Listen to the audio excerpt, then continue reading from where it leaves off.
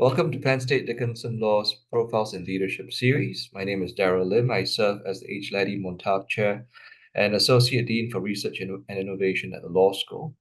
This series offers an unparalleled opportunity to glean insights from top leaders who serve in government, education, the private sector, and industry.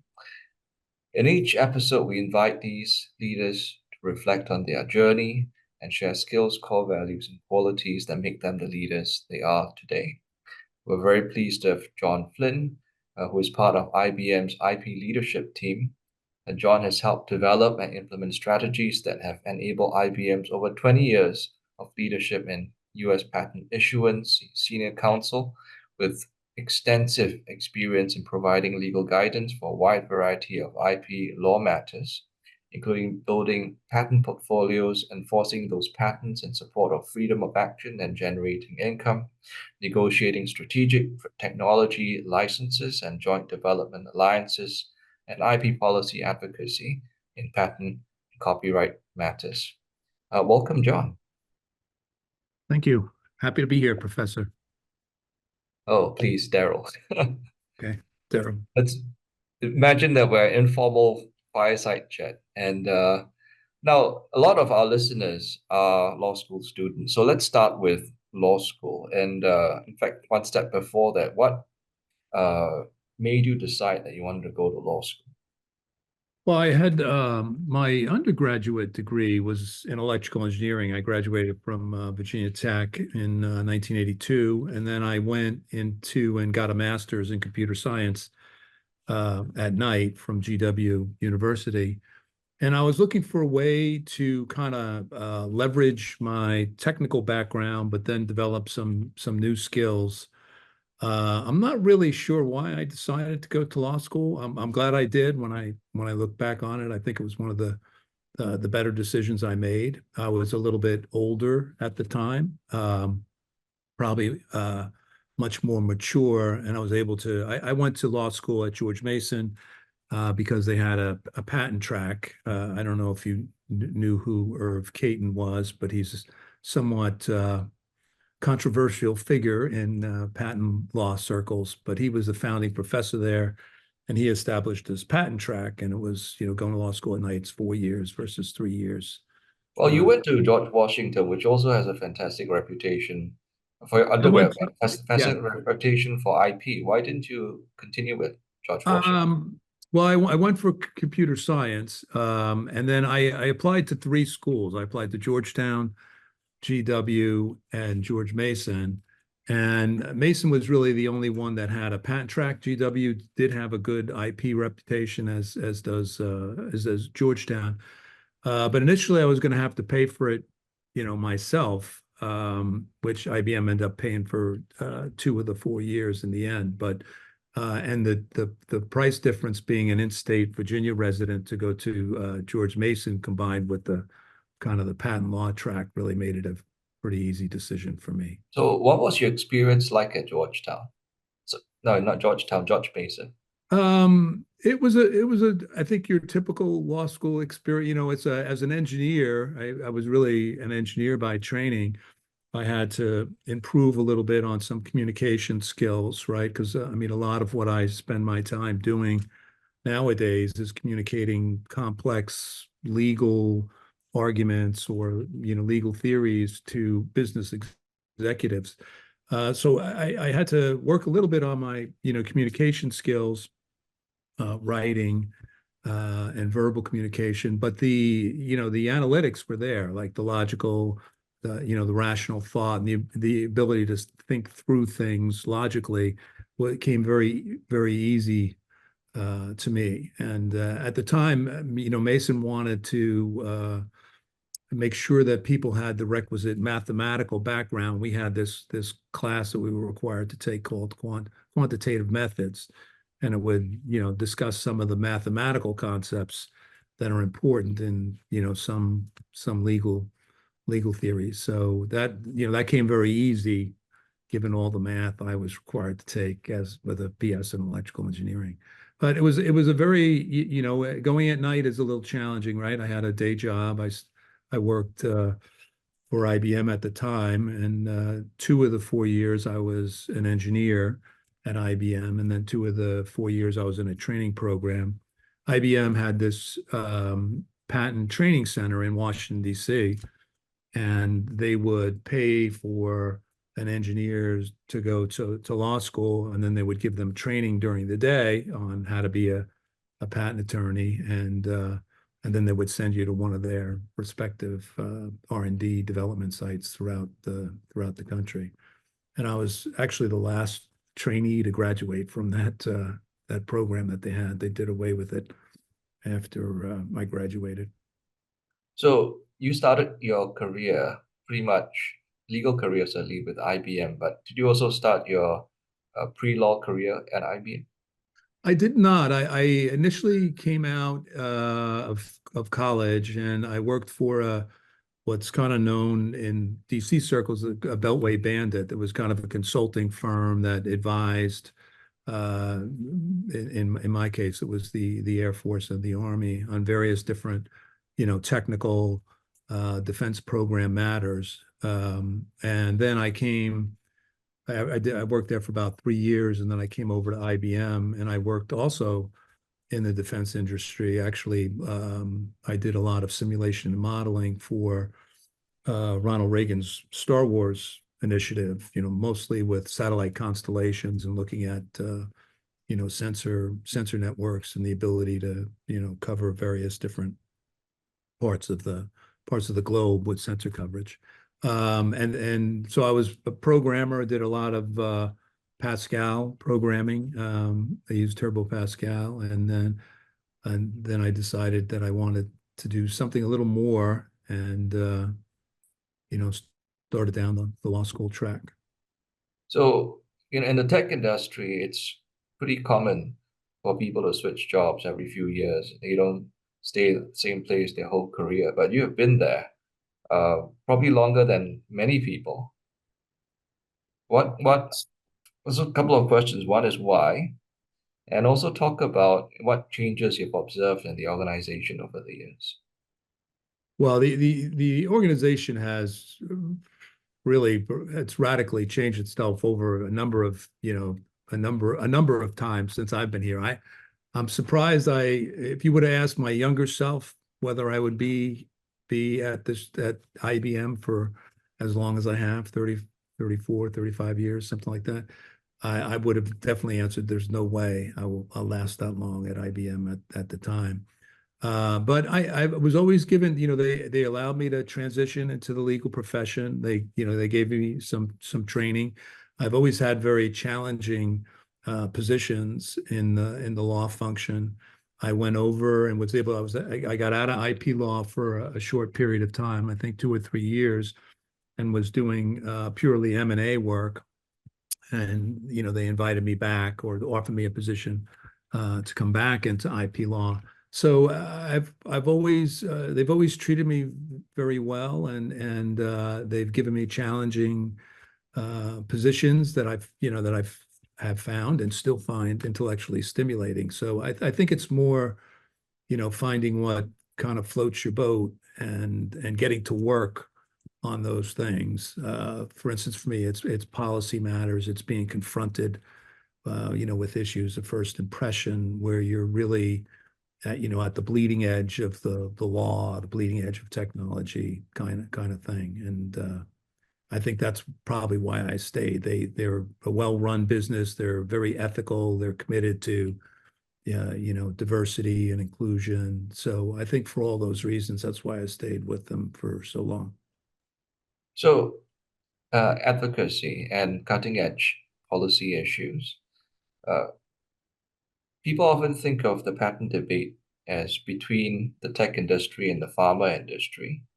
But when they think about the tech industry, people think of Google, they think of Meta, or Alphabet, in the case of Google. IBM seems to be in a different class of its own because you talk about patent portfolios, you have a lot of patents. Uh, where do you position IBM in the patent debate? I think IBM, believes that there should be a strong non-ambiguous patent system in the United States. They also believe in the other forms of IP protection, right? Copyright and trade secret and trademark rights. But I think we do approach it from a little more balanced position than say pharma or Silicon Valley, not to paint with too broad a brush. I think if Silicon Valley had its way, they would eliminate the patent system completely. But to pharma, it's instrumental. Like I don't think they can come out with a drug unless there's a patent position around it. We sell a lot of products and services, right? We do make money from our portfolio, but more importantly, we get a lot of freedom of action for our products and services from our portfolio. So we're in more of a balanced, I think, position than most other parties who have taken kind of a very stark kind of either all or nothing kind of approach. So I think if I had one word, I'd say we're somewhat balanced in it because we do get sued by non-practicing entities, and we have a lot of patent litigation. Now I think IBM is really more of a business to business company, right? We're not in the consumer space, at least anymore. We used to be in the PC space, and so that's a little bit different. There, I think the consumer space is a little more challenging from a MPE position than the business to business space. Well, people still think about IBM when they think about the ThinkPad. Uh, and I know Lenovo is now the company that's manufacturing the ThinkPad. How much does IBM have to do with the product development these days? I don't think that we do anything with ThinkPad anymore. We still do product development, like we still have our Z mainframe servers. We're very big into quantum and all that quantum computing entails in terms of the hardware and also the software, getting the data out of the quantum computer, getting it into the quantum computer. So we're still a very product-oriented company. We have a lot of software products. We probably have 1,000 software products, right? So we're still very much a technology, based company, but we also have services. We have a consulting business, and we do a lot of outsourcing, where we go in and run CIO, operations for various different companies. So it's a multifaceted business.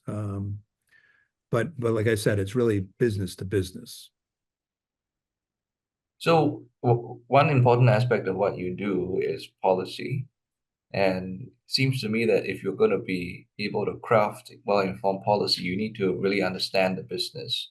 And that in turn seems to depend on having very clear lines of communication, what's happening at the company. You understand what's happening at the company so that you can plug the company interface with the broader world. How does the communication look like within IBM to you? Yeah, the communication is, we have access to a lot of different materials. There's a lot of education materials that I have and other IBMers have access to, and it's very important, especially in a large company like IBM, that the strategy at the top is communicated to everyone so that everyone knows the strategy or the play that we're running. So there is a tremendous amount of focus on making sure that everyone, wherever they are in the organization, that they understand our overall strategy, hybrid cloud, quantum computing, OpenShift, and our commitment to AI and practical applications of AI. So that really hasn't been a problem. That's really been a big emphasis of the senior management team, Arvin and the other senior VPs, to make sure that gets clearly articulated to everyone. Everyone within the company.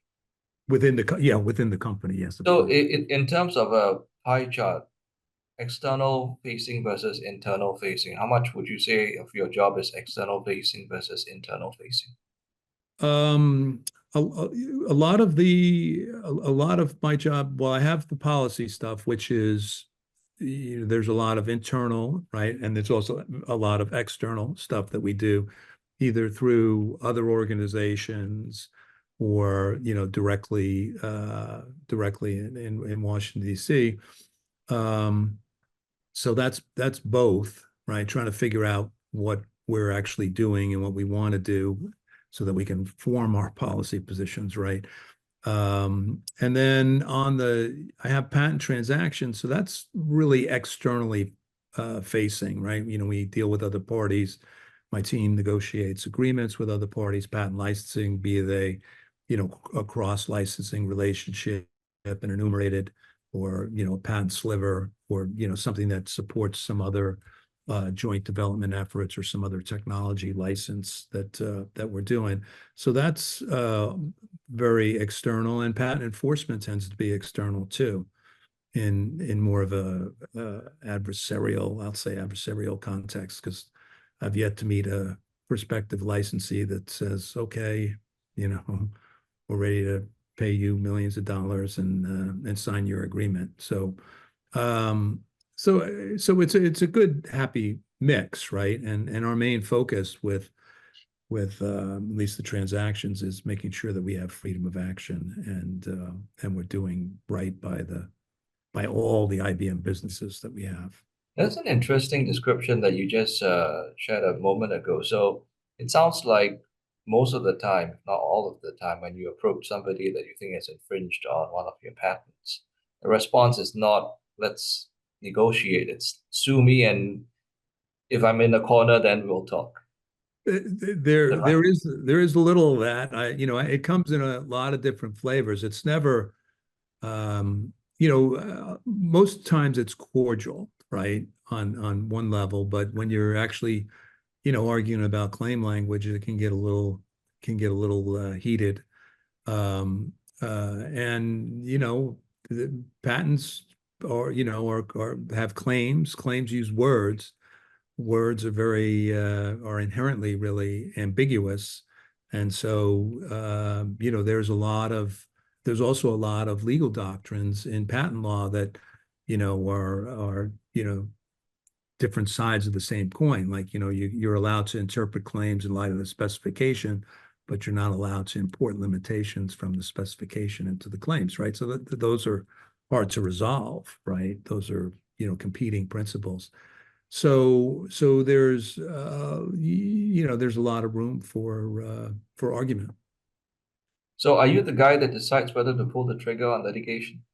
I am not. I am not. That would be the litigation function. I do, I will have some input to that situation. I mean, generally, we prefer not to litigate, right? It's only because sometimes we feel like we have to litigate that we actually bring an action, right? We prefer to resolve these things, in a friendly, fair kind of manner. So Negotiation. negotiation, yes. So talk about negotiation.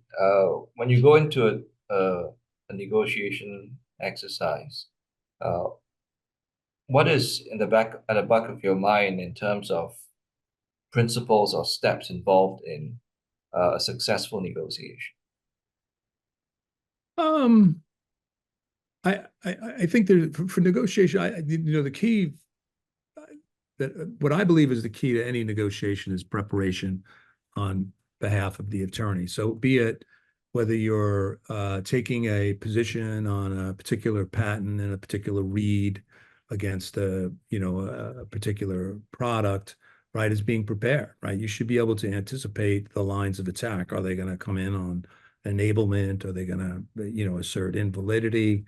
And preparing yourself as best you can for those arguments. The same is true when you're negotiating the actual agreement. I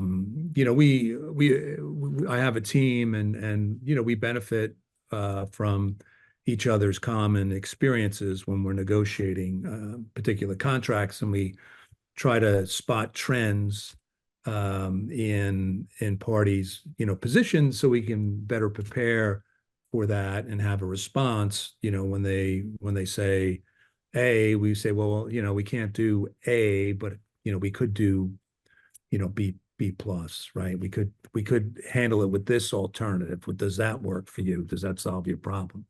And part of it is really listening, right? You have to understand what the other side is saying and what their true concerns are. And to me, those are kind of universal sort of negotiating principles. But Do to you me, find that? go ahead. Oh, go ahead. It really comes down to preparation, and try to anticipate what the other side is gonna demand. I mean, you can get a lot of information from LinkedIn, you can get a lot of information from the internet, right, about a company and what that company's priorities, are. And so, being prepared is really important. What it sounds like is putting yourself in the other person's shoes and trying to figure out what's important to that person or the company. Yeah, what's their, what's trying to address their concerns, right? So what is their concern? So you have to really, drill down. Sometimes it's not always obvious. And it's So sometimes not obvious to them, I imagine, coming in, it's sometimes, yes. which then ends up, in my experience, a lot of posturing because they don't know exactly what their position is. So they're just posturing.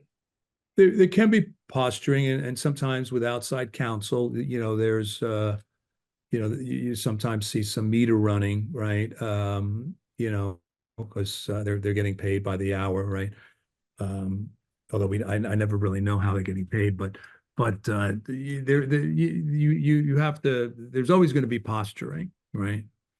And we have a very when we approach it, we have there's a business exec that's always with the attorney, and a lot of the decisions that have to be made when you're negotiating a particular agreement are really business decisions. If they have a critical area of technology that they don't want to grant a license to, that's kind of a business decision. Are we in that space? Are we foreseeably in that space, or going to be in that space, or is that a space that we've exited and is no longer strategic for us? So there's a lot of business decisions. So a lot of it is also, informing our business executive of what it, if we agree to some proposed clause, what it means for the IBM business, and making sure that they understand it and can make an intelligent decision from a business perspective on what we're proposing to agree to. Do you always make sure that you have the backing of management so that you can agree on whatever it is that you've negotiated? And conversely, on the other side, you always make sure that the other side has the authority to bind their employer. Um, I, I always make sure I have support from management for anything that would be anything that might be outside the norm. I think we have parameters in which we operate that are well understood. And then, when we go outside those parameters, then my team would either have to come to me, and then depending on, how far outside the parameters, I'd have to go up the management chain to my boss and make sure that they're on board with it or not. And sometimes it's just convincing our own business person that, hey, we can't agree to that. That's a non-starter for us. We're not going to get this deal done if that's what they're going to insist on having. So it is it can be a tricky dance at times. So depending on the business priorities. So some of these business priorities take you cross-border. In fact, I imagine with a company the size of IBM, not infrequently, you deal with cross-border issues. How does that change the equation? Um, well, a lot of it, a lot of uh, a lot of patent, like I'll put this in a transaction context just to give a good example. A lot of the doctrines are fairly complicated doctrines, right? And the attorneys discuss them. The attorneys understand what they mean. And you really want to make sure that the business guy is understanding what he's really agreeing to agree to. And maybe I've been blessed, but I think once you have a business person who understands what you're telling them the implications are, it can take a little bit to get them there, but they almost always get there, and some get it right away, right? That have been around for a while. They understand exactly what you're saying and get it, and then you're confident they're making a intelligent business decision. And but once you're there, then you just have to not be emotional about the position and say this is a business decision, right? And it's not my decision, it's their decision, and you have to get comfortable with it. You can't just fight the good fight because you're committed to advocacy and advancing only your position. So it's it is there aren't really pure legal questions and pure business questions. Are really kind of mixed questions. What about cultural questions when you deal with, say, someone, whether it's a partner or a potential adverse party in Asia versus the Middle East versus Europe, Africa? Do you notice differences? There are clearly differences throughout the world, and we're sort of blessed because IBM is a global corporation, right? And luckily for us is we'll have business execs, like there's a business exec in Japan that handles most of our Asian patent transactions, right? Be it Korea, be it China or Japan, right? And so they'll advise us on the cultural implications of negotiating, and it and in those situations, we do sometimes worry that do we have the right people in the room to make the right decisions, because you don't want to be, it's like the car dealership where the guy has to talk to the manager, before he can agree to your last offer, right? So, but yeah, there are distinct differences, and there's different levels of sophistication when it comes to IP. I think like Asia and Europe, very very very advanced understanding of IP and IP protections and transactions. In Latin America, there may be a little bit less. India, you don't most companies in the United States have some sort of IP counsel advising them. That's not always the case, and for instance, in India, or other places. But so that makes it difficult when there's a lack of understanding of IP regimes and how they work. Then Which you'll has get been which has been the most challenging regime to work up uh, through under? I mean, in terms of patents, copyrights, Yes. trade Yeah. secrets. Yeah. I I kind of think copyright, and maybe it's because I Oh, spent but also country. Which country? I would say probably India. Mm. India, some of the, well, you won't generally, you don't find in the United States companies or Japan or even China for that matter that'll mix, flavors of IP rights. And a lot of times we'll get somebody, instead of make, use, and sell, which is, statutory patent rights language, you'll get, make, use, and sell, and you'll get create derivative works of, distribute, and you'll get some of the other more sort of copyright verbs, creeping into the contract sometime. But and I think it's part of it is, like you say, it's cultural. There isn't with the service company, you're not as concerned with IP as you are as a product company, or so I think it has probably more to do with that. Is travel a big part of your job? Well, I do travel a little bit, but it's not a big part of my job anymore. I mean, I was at the innovation event in Washington, D.C. I traveled quite a bit last year, and I'll probably travel a little bit this year, but it's not a big component of my job. I mean, we could do a lot of things virtually, like for instance, this Zoom call.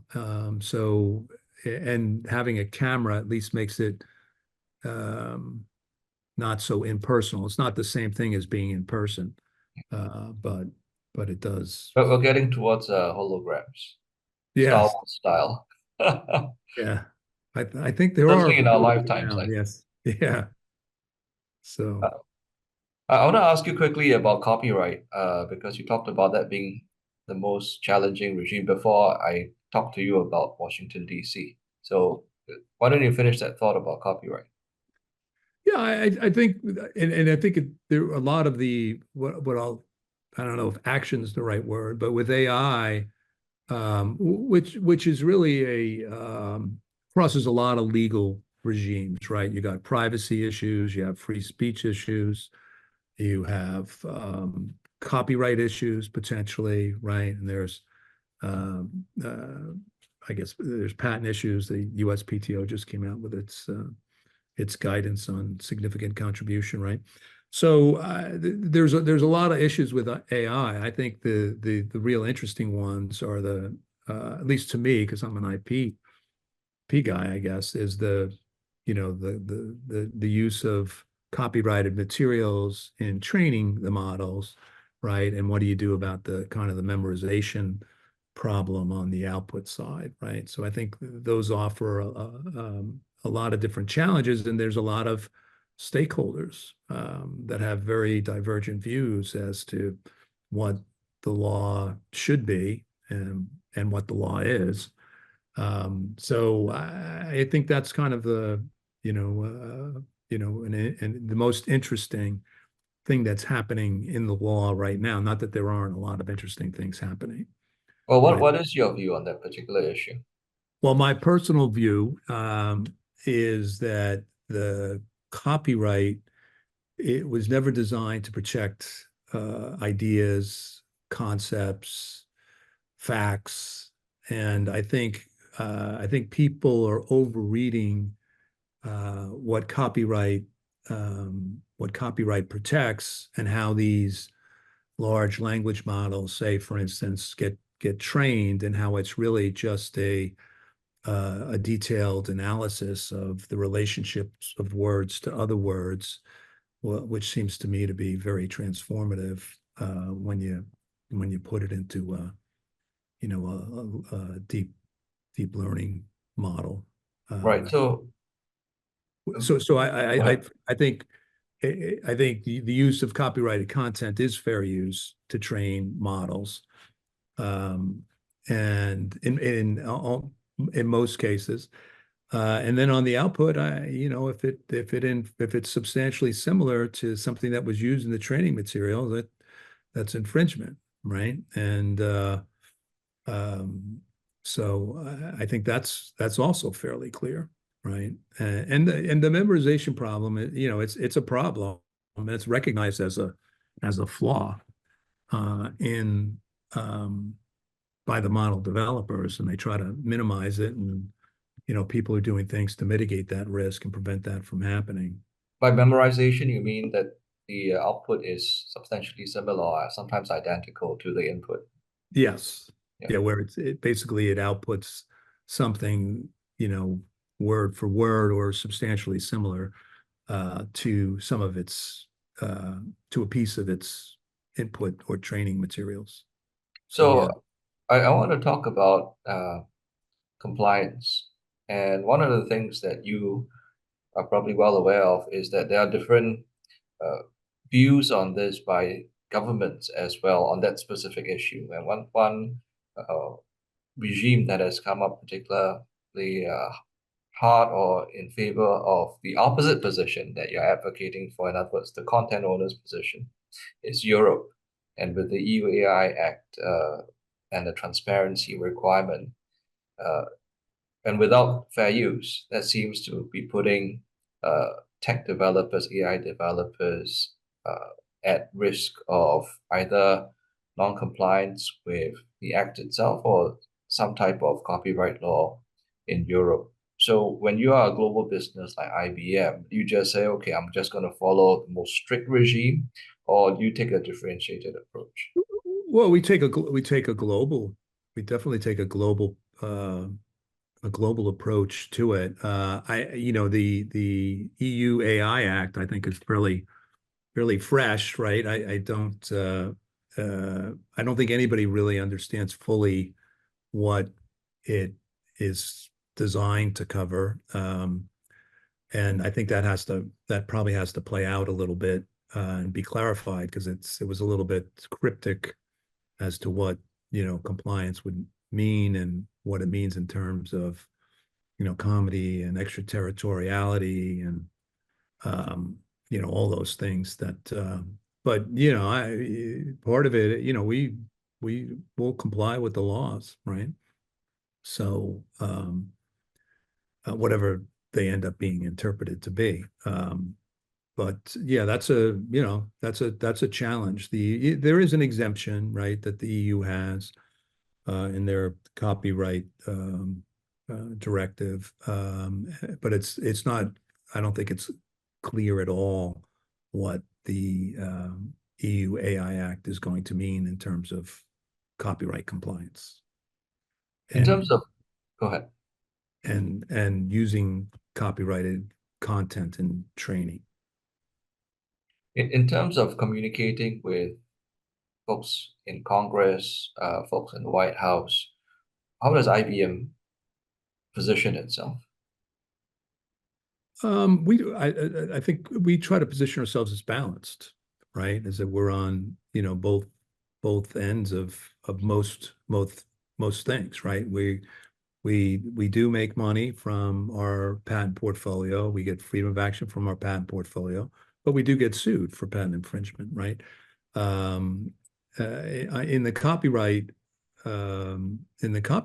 regime, I think we're for a fair and balanced copyright system, in line with, at least in the U.S., in line with what the founders had in mind in terms of protection.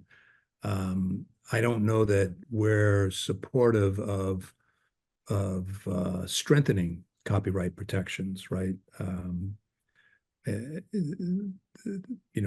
Other than other than maybe a right to publicity or something like that, a national right to publicity. I think we probably would support something like that, but that's not really copyright. But it's And in a terms, I think we view the purpose of the copyright system. You have to remember it's a balance.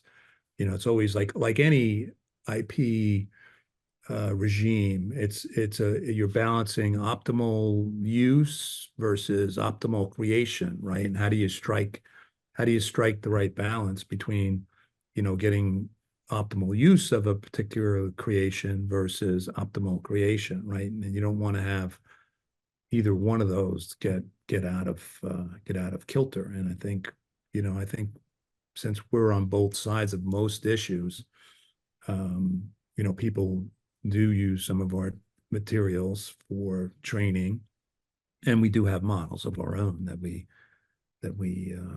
train on copyrighted content. So, and how do you get your voice heard in the policy making process? Do you go to Congress and the White House? Do you have a lobby group that you work through? How does that work? we have a government regulations kind of function up in Washington, D.C. So GRA, and we typically work with GRA. We work with other organizations. We'll work with BSA and a host of other um, lobbying groups or alliances, right? We have the Open AI Alliance that we just recently announced, or the AI Alliance. And so, you know, we work through other organizations. We don't typically directly lobby, although we did have Christina Montgomery testify before Congress. She's our chief privacy officer. And so I wouldn't, I'm not knocking on any congressmen's or senators' doors to try to advocate the IBM position. We typically do it indirectly and behind the scenes. In terms of patents, and since you're the patent guy, I would certainly want to get this question into you, and also to patent folks listening to this. What's foremost on your mind? I think the uncertainty around 101, the fact that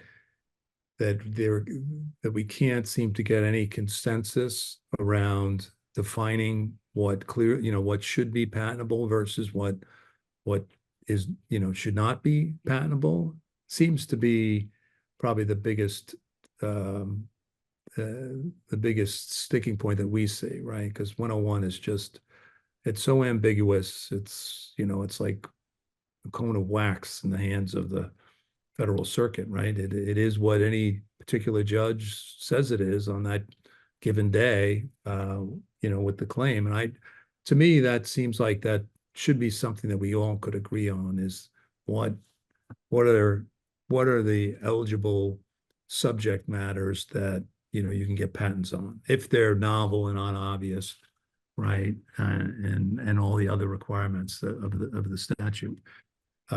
So that to me is probably the biggest issue we have with at least with the U.S. patent system. So, are you finding IBM's patents getting through the patent office and then getting invalidated at the federal circuit, the reverse? What's IBM's experience with 101 been? We've had good experiences and we've had not so good experiences. It's a little bit of and I think this is what, for at least for people who believe in a patent system, right? That it create, that it's an innovation engine kind of thing. I think 101, the uncertainty that 101 builds into pretty much everything, right? Maybe take out semiconductors, but is really very harmful because it becomes kind of a gambling in a way, right? You're just, anything could be found. You got to deal with a 101 issue, and there's just not a lot of structure or certainty that you can build around any given claim. Well, just So using the gambling analogy, you win some, you lose some. That seems like a very balanced outcome to me. What's yeah, the problem for IBM? well, I think we look at patent litigation as the sport of kings, right? And so it's um, it's inherently very expensive, right? I mean, it's like typically tens of millions of dollars. There's a couple of patents, right, involved. So that's not to be taken too lightly, right? So you gotta, you gotta be able to judiciously pick your battles, Is you is know. the IP department at IBM telling management, well, with all that's going on with 101, we really should be keeping more stuff as trade secrets, forget about patents, or I cut down on patents? I think the last few years, well, we as has been reported, we're no longer number one in patents, right? That was a deliberate decision that was made, a business decision that was made. Because of 101. Not because of 101, just because of we think we can get the similar results with the smaller, higher quality portfolio. Um, but 101 makes it tough to generate IP income and convince people that they need to take a license or take and give a license typically. So it does present some fairly serious headwinds, right? It's not like it used to be. So it emboldens a lot of people, right? Because if you look at the federal circuit, they do invalidate quite a few patents on 101 grounds. So Can you get the same result with trade secrets or copyright? Um, I think copyright, I think I, we recently kind of ramped up our trade secret program. So we have now, used to be if you had an invention disclosure, which is the main fuel we use for docketing a case. That's what gets searched. Search results come back, decide whether or not to file it, publish it, or close it. Right. We now have a category called protect, which is protected as a trade, basically as a trade secret. And we've been encouraging people for the right types of inventions to utilize that protect category. So we have made a definite move to protect certain technologies that lend themselves to such protection, right? Because if it's easy to discover from the product itself, that's not that's not a good it's not a good subject or subject matter for trade secret. If it's the right subject matter, yeah, we encourage people to seek trade secret protection of that. Is it harder to litigate trade secrets? With a patent, you can flash your patent to them and say it's all there. Whereas trade secrets, you've got a few more steps involved. I think I don't have much experience with trade secret. We haven't really been involved in any or I haven't been involved in any trade secret litigation, but I would, my sense is that you're probably correct, that it's a little more complicated, a little more steps. You have to establish the value, the business value of the particular secret, and that you had it and that they misappropriated it, right? Through, through some illegal means, right, or improper means at least. So I do think that there's more steps there. Well, in the home stretch now, I do want to make sure that we get to life outside of the office because that's also an important part of uh, a leader's uh, life. So talk about how you find balance outside work and what you do on the weekends, Yeah. assuming it's not more work. Excuse me? Assuming it's not more work. No, not always, not always. Well, first off, I'm a golfer. I golf whenever I can, not as often as I'd like. I have a 24-year-old daughter. I have a 28-year-old son who just recently got married. They were both Congratulations. excuse me? Congratulations. Oh, thank you. And they both were was blessed by having them both be fairly good athletes in their respective sports. My son was a swimmer. My daughter was a soccer player, and I was kind of an amateur sports photographer. And I would go to swim meets and take pictures, and I'd go to obviously soccer games and take pictures. So I did that for a number of years. So I spent a lot of time on the sides of pools and soccer fields when my kids were growing up. So that was very enjoyable for me. And my hobby is really golf. I like to try to stay in shape too. So I like hiking and going for jogs and working out when I Do either can. of them play golf? Excuse me? Do either one of your children play golf? No, I was not able to. It was one of my biggest disappointments in life is that I couldn't get either one of them to golf. They Or maybe picked, it's a stage of life thing. yeah, When did you I can start? hope. I can hope. Other people were successful at it, right? But it was I tried. I did When try. when did you start golfing?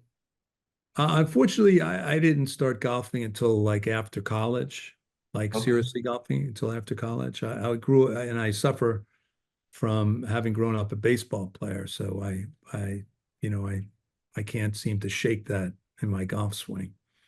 So it's not good to have a baseball swing if you're a golfer. So Let's talk about leadership lessons on the golf course, actually, because a lot of leaders do play golf, and I think books have been written about what you can tell about a person or how you can learn about leadership on the golf course. What have some of your lessons been? I I think golf is a very etiquette driven kind of sport, and so it's all about respecting, the players around you, right? And I think for the most part, everybody's very respectful. You don't walk in anybody else's line. There's a cadence. There's a required um, order in which shots are supposed to be hit. And there's civility. You'll see a lot of on the golf courses these days, music boxes or ultimate ear speakers, and just courtesy, like saying, hey, do you mind if I listen to music? Just little things like that. I think it's just being cognizant that you're doing something with other human beings, right? And they're there too, um, kind of thing. And I think leaders tend to be good at those aspects of paying attention to the people around them, be it the people they're leading or people they're reporting to. So that's what I would say about my experience with golf, and for the most part, that's the way most people on the golf course comport themselves. How would someone describe you in terms of your leadership style? That's an interesting question. I used to be I don't know, angrier when I was younger. Like, I had a little fire in my belly. I'm fairly mellow, but um I'm not afraid to, say my piece and give my thoughts. I would hope it would be that, I was always fair, always willing to listen, and hear the other person's or a person's perspective. So, fair, honest, competent. If I had one thing that I would leave for your students, to tell them, well, one characteristic or trait that I think is probably critically important, I would say, have some intellectual curiosity and don't be afraid to question anything. Um, I think, for me, having expressed interest in, like, for instance, patent exhaustion, being able to go listen to a case at the federal circuit, and then report back on it, that served me well in my career, just having that curiosity to go and read the extra cases and try to look for something that's hasn't been reported on or disclosed. So I think intellectual curiosity is very, very important. Thank you. Words to live by. Yeah, And that brings us to the end of our conversation. I just want to thank you, John, for taking the time to speak to us on our Profiles in Leadership series. And thank you for sharing your extraordinary life and career with us. you're welcome. Thank you all. It was a pleasure to talk with you today.